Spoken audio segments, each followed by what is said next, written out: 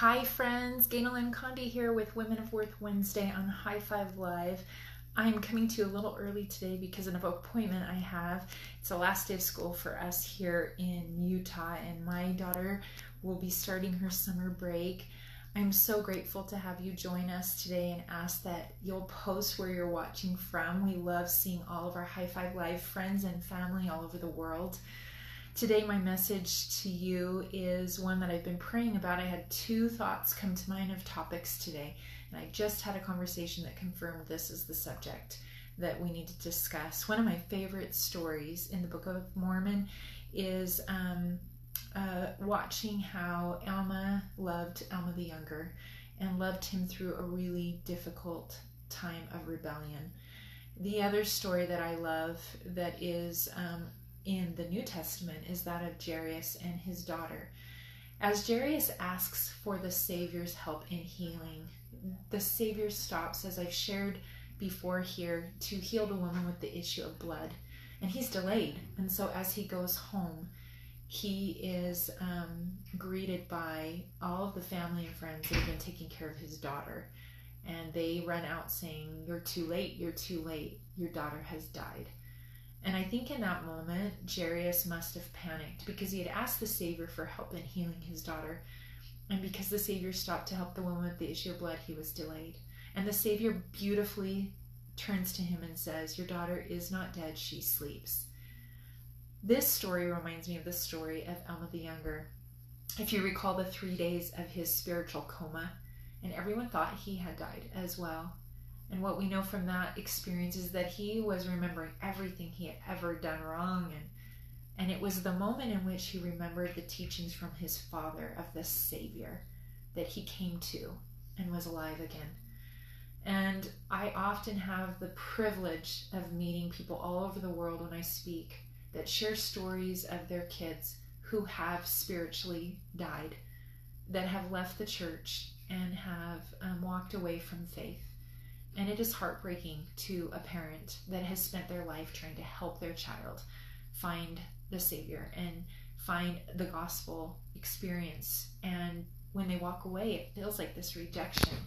And it feels often like a death, like you have lost your child completely and that they have spiritually died. You can't have conversations about the gospel. You have to avoid these topics. You have to do all of this kind of maneuvering to try to create new relationship traditions because so much of what we do as families surround some of these gospel experiences and milestones, going on missions, getting baptized, being married, all of these things.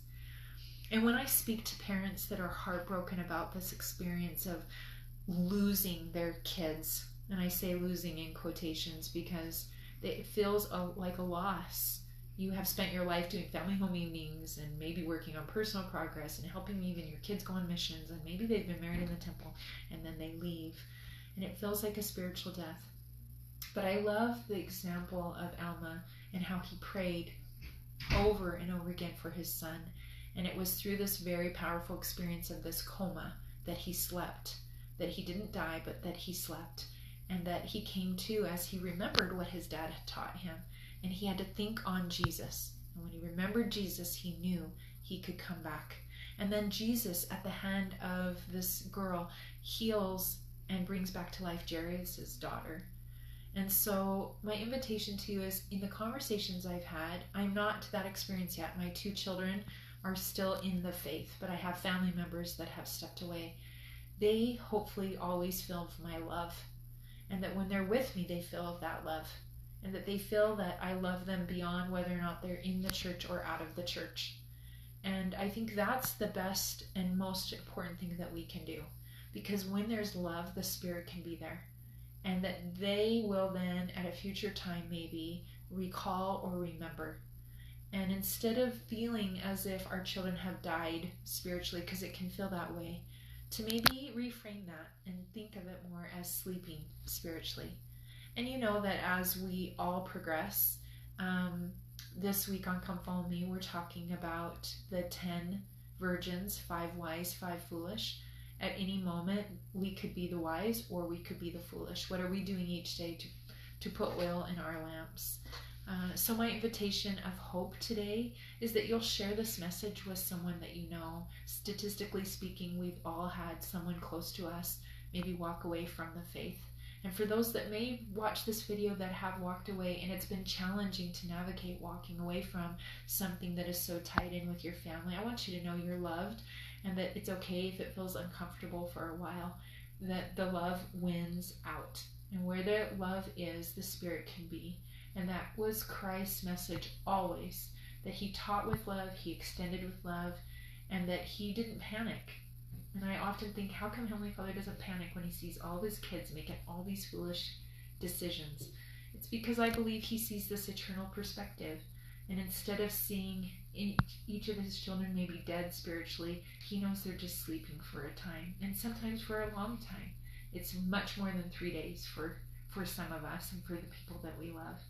So this is a short message. I don't have much more to share with you other than that reminder, validation of how awkward and uncomfortable and emotional it is when there's someone that you love that pulls away from the faith that you share, but also a hope to invite there to always be the love and the Spirit in your interactions, and that will preserve relationships and allow for an awakening maybe in the future. And I love that Jarius didn't panic when he was told his daughter died, and he, I'm sure, was panicked inside, but the scriptures don't show that he freaked out. He listened as Jesus testified that she was just asleep. And I hope that you feel the spirit of that testimony as well today, that your children are not dead, they are just sleeping, and that they will fill of your love, and when they fill of your love, they can fill of the Spirit. And as Alma the Younger, remember Christ in their own lives and hopefully come back to him at a future date. Thank you for joining us here at High Five Live. Thank you for joining us at Women of Worth Wednesday each week. And for those that are beginning their summer experiences, especially here in the United States, I hope that this is a summer of lots of interaction with family and friends, some that may have pulled away from the faith, and that those conversations will be filled with love and light and hope for you, so that the relationship stays and is preserved for that future date that there may be an awakening. And thank you again for this community and for sharing these videos with your friends and loved ones.